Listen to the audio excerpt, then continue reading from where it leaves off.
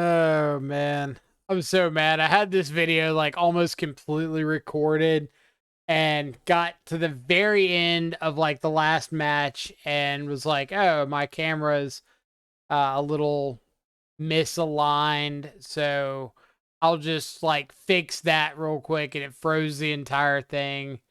And so I had to throw that take out and we're doing a new take. So here we go with a little bit of practice. Playing through some Jund Shadow. If you don't know, I played Jund Shadow at an RCQ this past weekend. And a lot of the reason is I think that it's got a very positive matchup into like Scam and Murktide, Jund Saga. It's okay into Omnath, except Omnath got a new tool up the beanstalk that makes things absolutely miserable. So sometimes you got to deal with those kind of changes. But let's talk about the deck a little bit, and I'll kind of do a brief rundown of my weekend with Jund Shadow, and then we'll get into the matches that I got for you.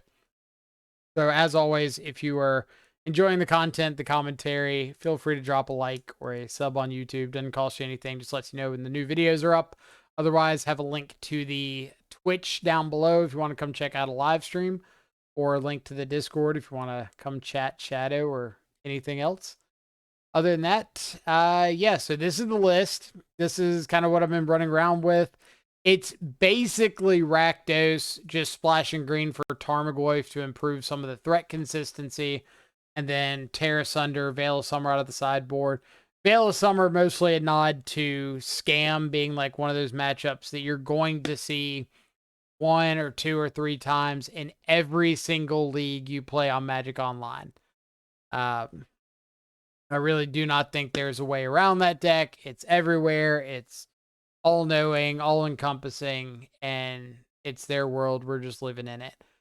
So we're kind of like Scam light. We get the Thought Seizes, Bowmasters, Rag, Removal, Fable of the Mirror Breaker that Scam gets, but without all the Undying stuff and Dolthies and cards nobody actually cares about.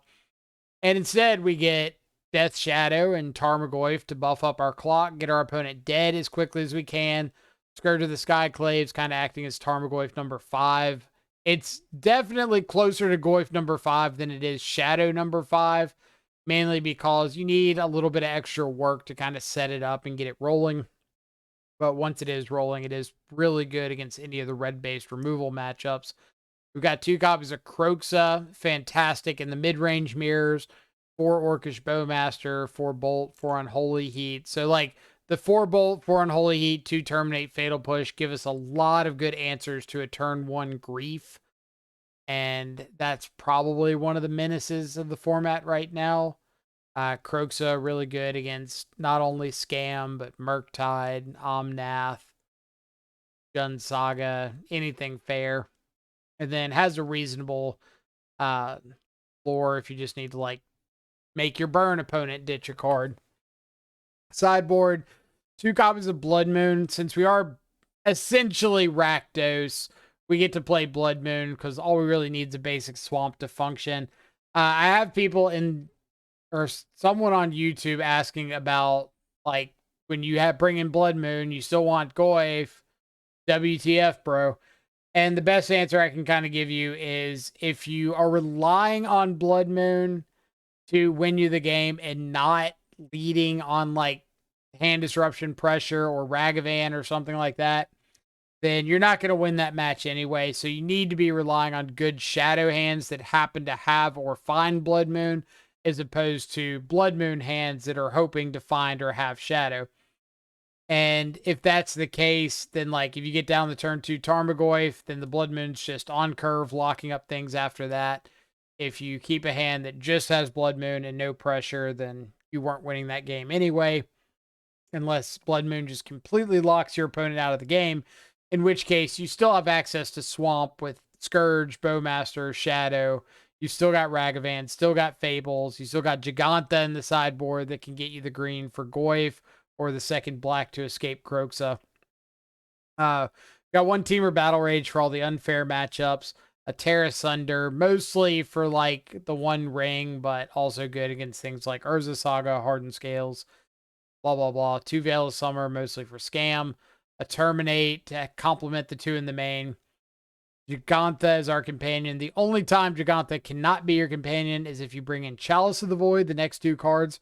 Good against Living End, Rhinos. Honestly, that's about it.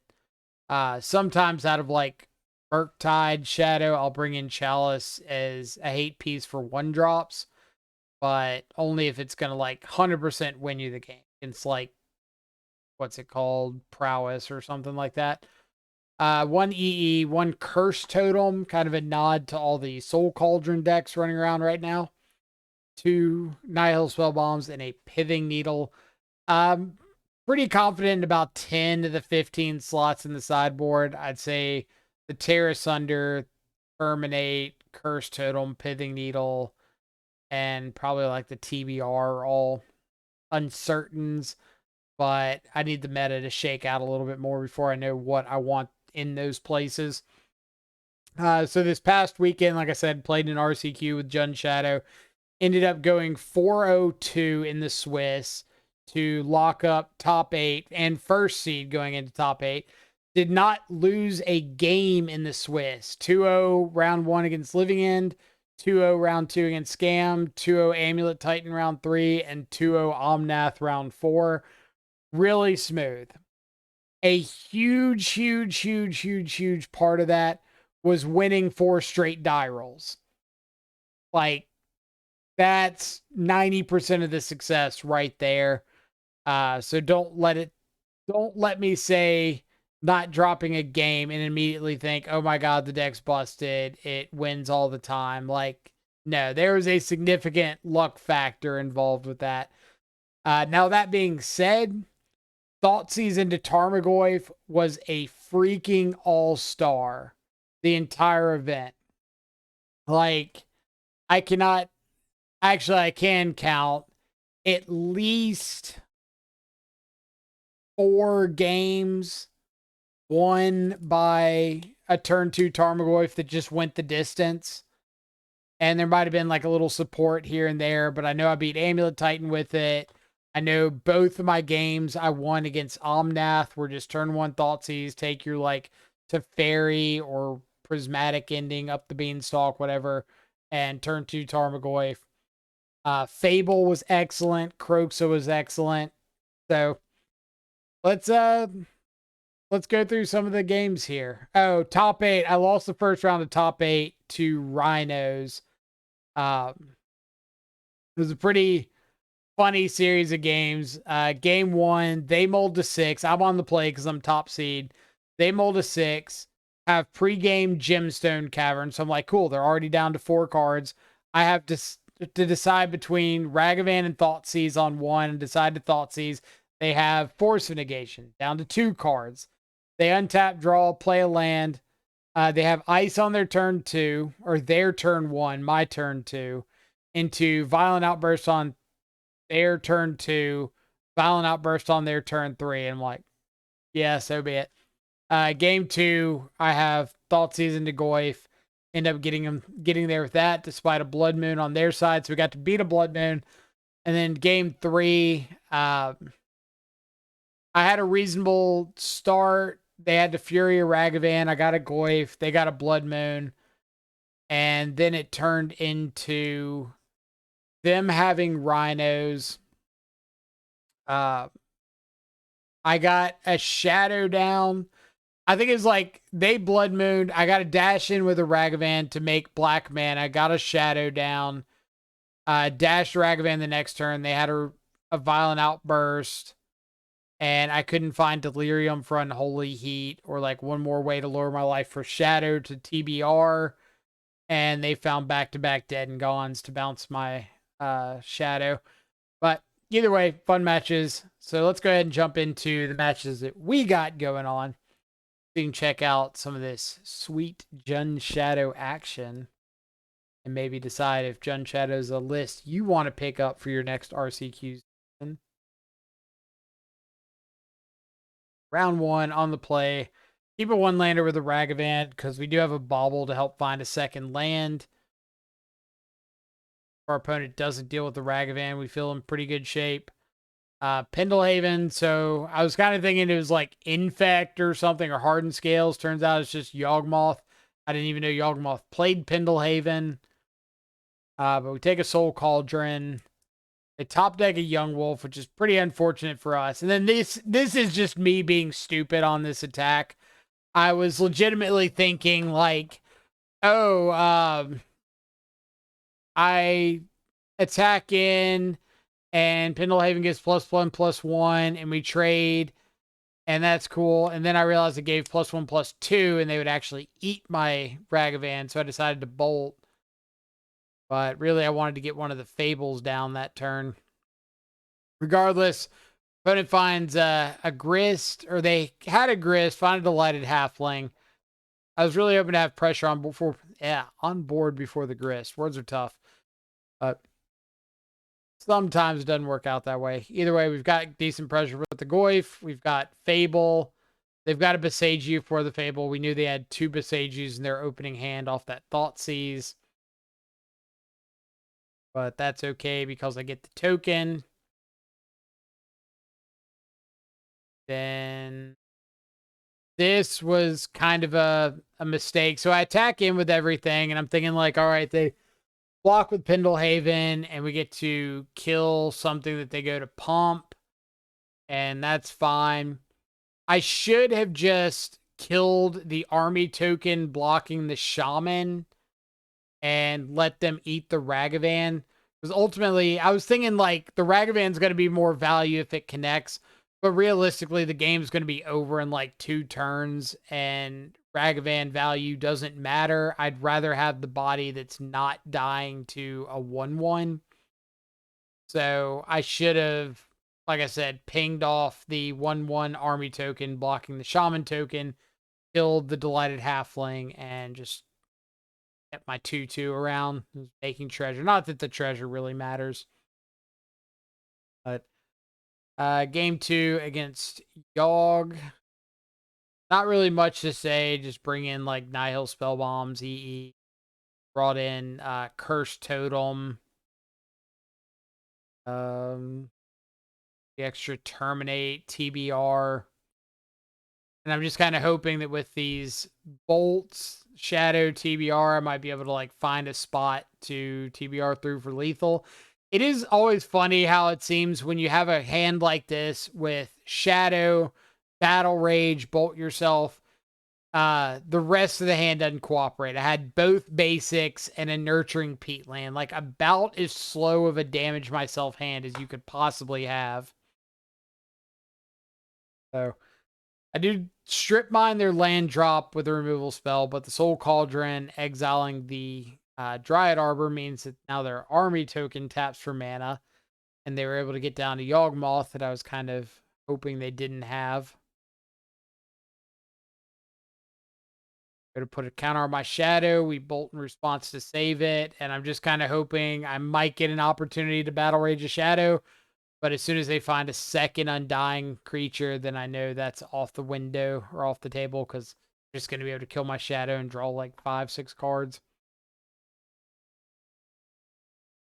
Side the... I think this is just like a no... Yeah, just a no land mulligan. Again, kind of that awkwardness of really good cards. We've got the Cursed Totem. We've got some removal spells, but not having the lands. And then Molta 6 is a hand I just hope is good enough here. We've got like turn 1 removal spell, turn 2 Goyf to get pressure going. Maybe we can Battle Rage over a blocker to kill a Grist or something. But if they have a Young Wolf turn 1, this hand gets exponentially worse. Luckily, they have a Delighted Halfling, so I do get to kill that off. And opponents on a mulligan to 6 as well, so a little bit of early trading there. Don't block with the Wall of Roots, so we do get a little chip damage. Ditch a Bowmaster, which I have to assume means they have another Bowmaster in hand, because that's such a good card for you right now. Just a couple bodies to block up the Goyf, so I can't imagine a world in which they throw away the Bowmaster and, yeah, don't have another one. Luckily, Scourge plus TBR is pretty solid if we get there. Also, luckily as well, opponent goes for the Yawgmoth instead of going for a Grist. And then push is a very good draw. So here's hoping TBR on Scourge is good enough to get us there. Opponent's going to have to start sacking stuff. Luckily, they only have one undying creature. So as long as we're a little patient, we might be able to get there. Wait till they target the undying creature while it already has a counter on it. So I kind of have to make them put all their eggs in a basket on whether or not they want to draw more cards or not right then and there. And thankfully, they do not find a fatal push. So we get there with the Battle Rage Scourge. Round number 2 against Ashanti, one of the masters of all things extraordinarily unfair in Modern. So Charbelcher, oops, all spells. Looks like we're up against Charbelcher. They ended up mulliganing like 4 times and just didn't get there. So scooped up game 1, go to game 2. Thankfully, with the Serum Powder, we got to see that we were up against Charbelcher. Ended up having like nothing I could really board in, so I ended up bringing in Blood Moons in case I had a cheese, like turn 1 Ragavan, turn 2 Blood Moon, maybe cut them off of green or something. I just couldn't think of anything I'd rather have in. You could also make an argument for the Veil of Summers in case of Pact of Negation. But usually my argument against Pact of Negation, Pact's going to beat you. It's going to beat. Nothing you can do about it. So here, opponent's got a Charbelcher. I do have Pithing Needle in the deck. So I was hoping to loot the Croakzone Bowmaster, find Pithing Needle. Did not, but we find a Valakut Awakening off their deck, which means we get 5 new looks at it. But they have Pact of Negation, so I decided to Thoughtseize just for the information. And they have another Pact, and we bobbled them and saw a 3rd Pact, so we were not winning that one. Opponent kills this on their upkeep to a Charbelcher, so we get to go to game 3. Game 3, I do think I brought in the Veil of Summers over the Blood Moons. Like, I can fight over Pact of Negation with Veil of Summer, not fight over much with the Blood Moon. But we got turn 1 Rag. We can tear asunder the ley line if we find a Thoughtseize, a Fury, and thank the stars above we find a Shadow. So we do get to have some sort of pressure. Find a Giant Growth fetch land.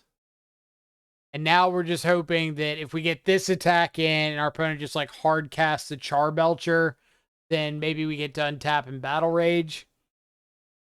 I have a Serum Powder, so I'm just going to use the Tear Asunder, get some sort of value out of it. And they do not have an answer to our Battle Rage Shadow. 2 match wins to Battle Rage. Yawgmoth with it, beating Charbelcher with it. Mulligan decisions. First hand, really nothing going on with this hand. If I knew I was up against something kind of mid-rangey, I might consider it. But in the blind, not for it.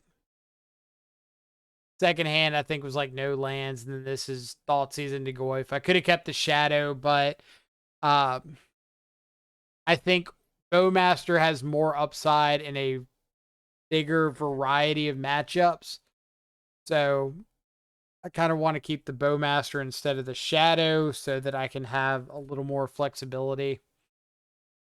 And it turns out that was a good call here because we had thrown back the Bowmaster, our opponent would have been able to like counterspell our Goyf and then Prismatic ending a Shadow or whatever. But instead, we get to flash into Bowmaster, paying a little bit. This is where we make a joke about like, oh, Bowmaster better than Shadow confirmed. In that situation, sure. Add Yawgmoth to my hand because I can only single spell a Goyf, and I know they have a counter spell, so there's not really a reason to slam a Goyf into it. Unfortunately, they do still have the counter spell. Fortunately, we draw the 4th land, so we can double Goyf, and we know one of them's going to resolve. And usually you can take kind of like mental notes. Like if my opponent's counterspelling a Goyf, there's a really good chance they don't have a Solitude or a Supreme Verdict, because those would have been just better than counterspelling the Goyf. But because the Goyf resolved, then we can kind of feel okay. Or because the first Goyf got counterspelled, we can kind of feel okay if they don't just have a Solitude or a Verdict. Not that we could play around one anyway, but it's at least fun to think about. So going into game 2, sideboarding against blue-white control, basically just bringing out some number of terminates and unholy heats or bolts. Bring in Terra Sunder and EE because of Chalice on the Chalice of the Void mostly. Chalice isn't as good against this variation that it is against some of the other Shadow variants, but still a very solid card.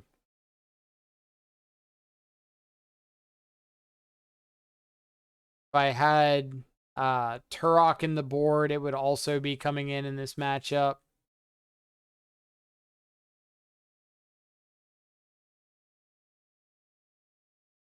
Gonna kind of diversify our board state here a little bit. Opponent was on a mold to 5, so this Archmage's Charm kind of helping them draw out of it a little bit. Go to Teferi. We could Pithing Needle the Teferi, but I kind of like getting this Bowmaster value here, getting a good attack in, and just kind of going wide with the bodies. So if they Verdict, we still have Fable flipping. Then opponent scoops after they pending my Goyf. I don't really know why, but we'll take it. Blue-white control, definitely a matchup that I think has gotten much better for us over the last year or so. Still kind of scary with Solitudes and Teferis and stuff, but with Jund, you're a lot more proactive, so you're a lot less reliant on like one thing stopping you. Round 4. Looks like we're up against Scam. Could be like Grixis Shadow, but I'm pretty comfortable saying Scam. When you play against anything with Blood Crypt and Ragavan on Magic Online, you immediately assume Scam, and you're right 93% of the time. I could pass and try to like Bowmaster their Ragavan on their turn in case they have an Undying effect, but for the most part, I think the result's like the exact same regardless.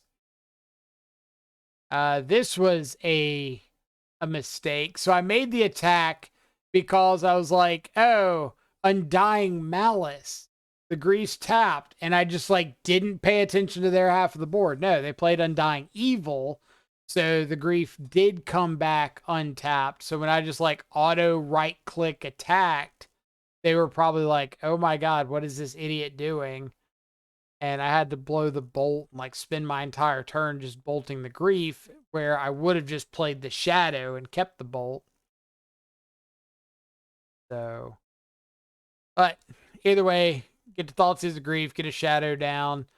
If our opponent does go for Bowmaster, that's fine, which we saw with the Bauble. If they had found a red card to Fury down our Shadow, then we would have just had lethal with the attack plus the Bowmaster ping in hand. If they had killed our Shadow and then like played out our Shadow, that's fine because we had Bowmasters. And yeah, game 2 on the draw, sideboarding against Scam. Usually boarding out like all the Ragavans, maybe a Thoughtseize or 2, boarding in Nihil Spell Bombs, the extra Terminate. What else is in the sideboard? Veil of Summers. You know, the normal stuff. Fable on their side. Down to 3 cards, and we do have these Croxes. Actually, a mistake here, pretty significant mistake with the choice in lands. So if you ever think that like your land drops don't make that big of a difference, they absolutely do. So I have a basic mountain in the deck. I do not have a basic swamp, or I have the basic swamp on the battlefield, so not a basic swamp still in the deck. So I should have played out the Verdant Catacombs. So if I wanted to fetch and shock, it would have been the same with either land. I still would have fetched and shocked for Nihil Spellbomb. But if I wanted to untap and escape Kroxa, I could have gotten a tap fetch land, untapped, and got a basic mountain off of the wooded foothills. But because I played it first, I would have to shock with it regardless of when I fetch, or shock with one of my lands regardless of when I got it. So I ended up losing 2 more life than I needed to there because I played the wrong land. Which obviously when your game plan like this is relying on shadows and roxing cards out of hand and stuff like that, 1 life does really matter.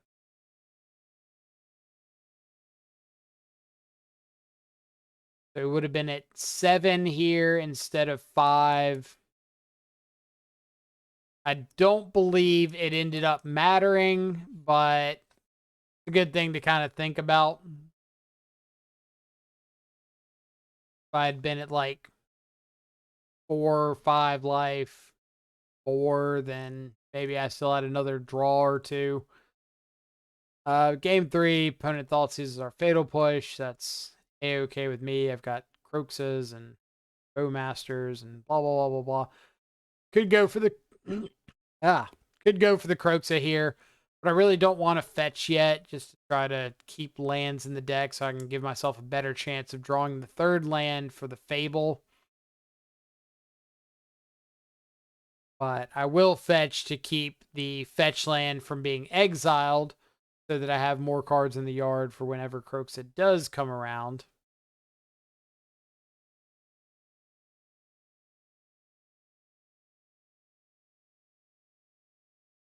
So if they attack him with Dolphy, we get a little closer to Shadow. They don't. I want to be mana efficient. There's such a good chance that they have a Bowmaster here, but I really can't afford to like not use my mana. As we see very, very often, the absolute best use of Orcish Bowmaster is killing opposing Orcish Bowmasters. And it's funny how often that scenario plays out.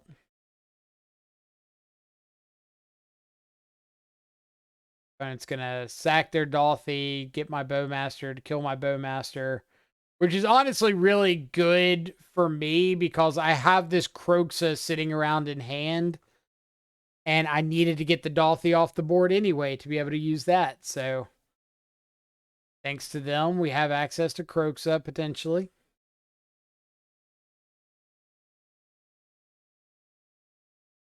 They don't have an answer to the Shadow right away. Terminate the tokens. They can't attack in with that. They do still have 2 unknown cards. E on 1 to take out the Shadow, which is okay because I'm going to flip this Fable. So I'll have a blocker for the Bowmasters. I can Kroxa to get the last card out of hand. So it kind of gives like 1 draw step to hit something pretty decent. And even if they do, I do still get to escape the Kroxa. So I'm not like in some awful situation. They've got no cards in hand. We've got an escape Kroxa. Knock them down to 7. We can attack with the reflection, because if they want to trade off the 2 Bowmasters to deal with the reflection, I am cool with that, because then, again, I just have a Kroxa. And I still have Giganta sitting around that I can add to hand. So we just put a lot of pressure on them to have to deal with what we've got going on. So this is match number 5. Opponent reveals Kahira, so I'm thinking it's like blue-white control. We thought sees it is not blue-white control. It's Omnath. Taking up the Beanstalk, because that card is a nightmare to deal with. I mentioned at the beginning of the video that we have had like an okay matchup against the Omnath piles. I think with Up the Beanstalk, the matchup just becomes like next to unwinnable. Like, if they get a Beanstalk down. For so long, the way that we were able to kind of fight the matchup was Thoughtseize early, force a 2-for-1 elemental on like a Ragavan or a Shadow, or get a Kroxa, Turok, whatever. But with Beanstalk, they're just able to replenish their hand so easily and so consistently that I really don't know if there is a way to fight against that.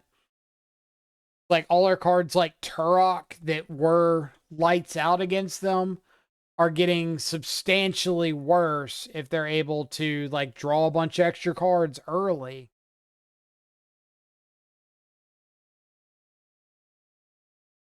So I played out the Fable and the Shadow instead of escaping the other Croaks of the turn before because I knew they had Solitude, and I was hoping to just kind of bait that with a Shadow and then find a chance to escape the Kroxa after they'd Solituded. And thankfully, that's kind of what ended up happening here is they blew the Solitude. We get to double block it here so they can't like find a Teferi and bounce it or anything. Escape the Kroxa, get the last card out of hand, which I think we know. No, we know they're drawing into the basic planes now. So I just want to attack it. Ren, try to get that off the board. I've got this other Kroxa in the yard to escape to kind of give a pseudo vigilance.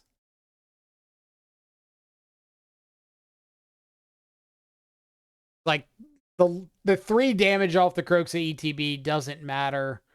With them having Ren and Omnath, they're gaining essentially infinite life as far as I'm concerned. And then finding a 1 ring means the game is pretty much over. 1 ring into a Beanstalk, even better. So this is kind of what I'm talking about with thinking this matchup is fairly close to unwinnable now. Like, unless you're battle raging Shadows on turn 3 off of double Thoughtseize, triple Wraith, and just like getting a cheese out win with something like that, I think you're in a lot of trouble. They do get to copy Bowmaster here, get a bunch of pings to kill Omnath.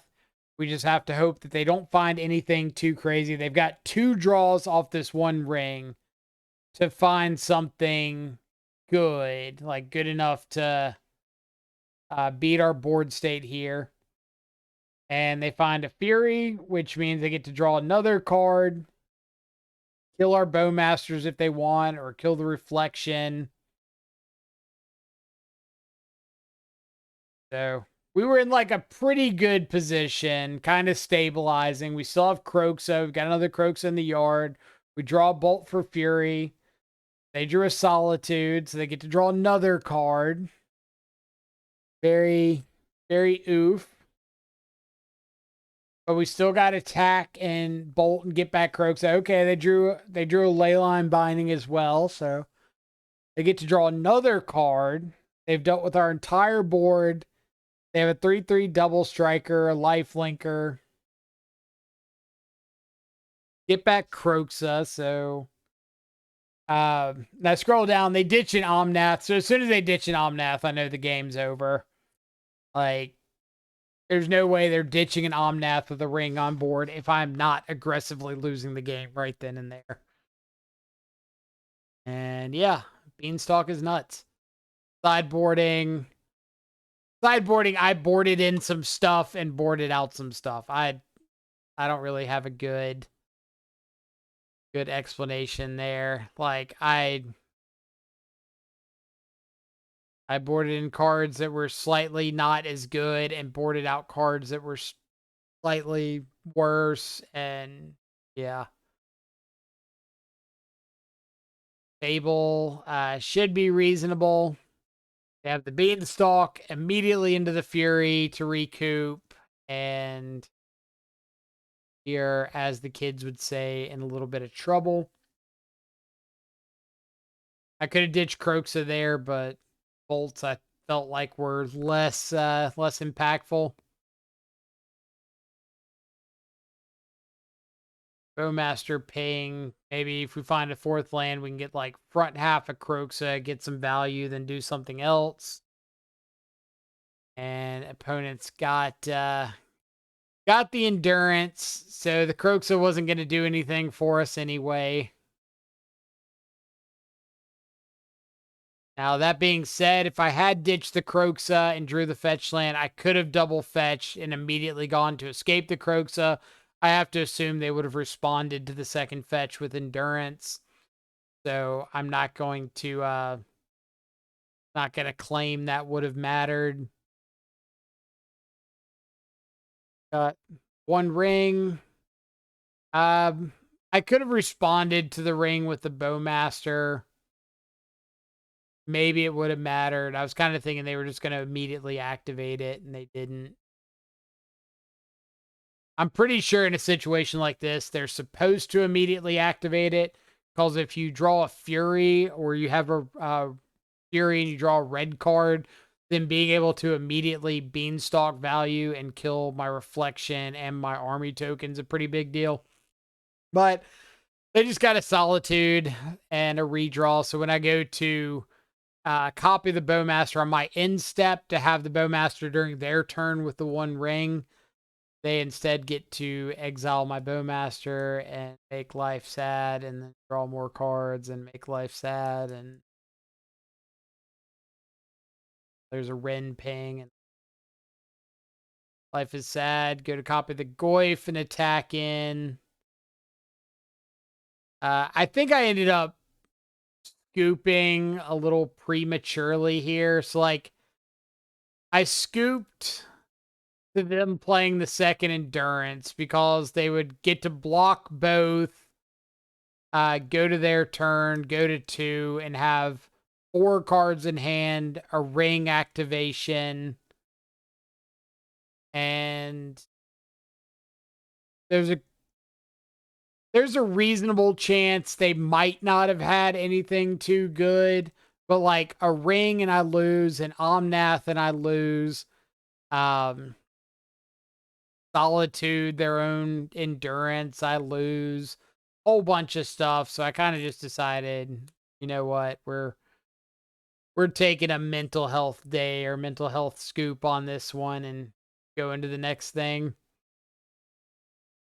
But yeah, I'm going to be doing a lot of brainstorming on how to fight against the Omnath pile decks. I think that matchup, kind of like I mentioned, has gone from bad to unwinnable with the introduction of Up the Beanstalk. I think that, like, the one axis we had to fight over, which was them having to 2-for-1 themselves early into pressure, is just kind of like gone with the Beanstalk.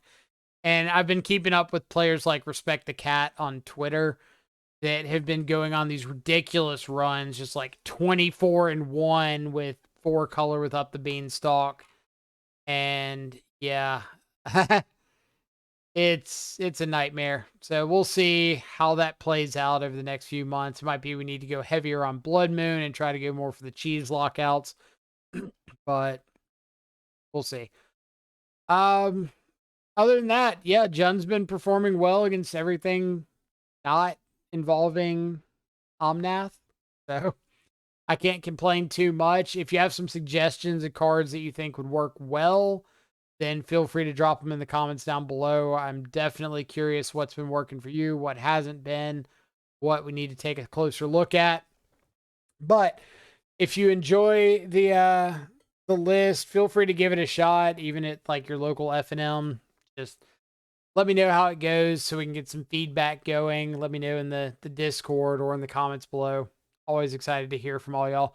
Other than that, hope y'all have a fantastic rest of your day. Stay safe. Enjoy some good food and company. I will catch y'all back live later. Adios for now.